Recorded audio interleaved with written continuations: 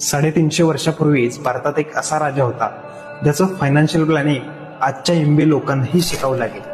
तर आज आपण बोलतोय छत्रपती शिवाजी महाराजांच्या बद्दल. छत्रपती शिवाजी महाराज फक्त महान योद्धे नव्हते, तर एक खूप दूरदृष्टी असलेले आर्थिक नियोजकही होते. त्या काळात अनेक राजे प्रजेवर खूप कर लावत असत, पण शिवाजी महाराजांनी शेतकऱ्यांकडून फक्त योग्य तेवढाच कर घेतला. त्यामुळे शेतकरी सुखी राहिला आणि शेती वाढली म्हणजेच राज्याचा महसूलही वाढला. महाराजांनी किल्ल्यांचं मोठं जाळं तयार केलं. प्रत्येक किल्ल्यावर अन्नसाठा, शस्त्रसाठा आणि खजिना सुरक्षित ठेवला.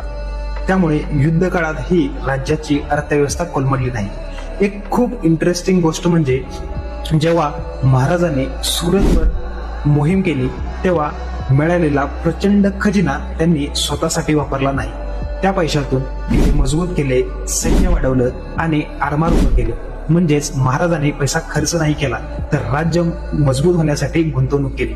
म्हणून लक्षात ठेवा, प्रत्येक तलवार राज्य जिंकते, पण मजबूत अर्थव्यवस्था राज्य टिकवते. धन्यवाद. 350 वर्षापूर्वीच भारतात एक असा राजा होता ज्याचं फायनान्शियल प्लॅनिंग आजच्या MBA लोकांनाही शिकावं लागेल. तर आज आपण बोलतोय छत्रपती शिवाजी महाराजांच्या बद्दल. छत्रपती शिवाजी महाराज फक्त महान योद्धे नव्हते, तर एक खूप दूरदृष्टी असलेले आर्थिक नियोजकही होते. त्या काळात अनेक राजे प्रजेवर खूप कर लावत असत, पण शिवाजी महाराजांनी शेतकऱ्यांकडून फक्त योग्य तेवढाच कर घेतला. त्यामुळे शेतकरी सुखी राहिला आणि शेती वाढली म्हणजेच राज्याचा महसूलही वाढला. महाराजांनी किल्ल्यांचं मोठं जाळं तयार केलं. प्रत्येक किल्ल्यावर अन्नसाठा, शस्त्रसाठा आणि खजिना सुरक्षित ठेवला. त्यामुळे युद्ध काळातही राज्याची अर्थव्यवस्था कोलमडली नाही.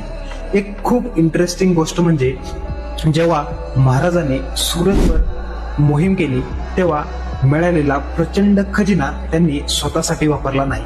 त्या पैशातून किल्ले मजबूत केले, सैन्य वाढवलं आणि आरमार उभं केलं. म्हणजेच महाराजांनी पैसा खर्च नाही केला, तर राज्य मजबूत होण्यासाठी गुंतवणूक केली.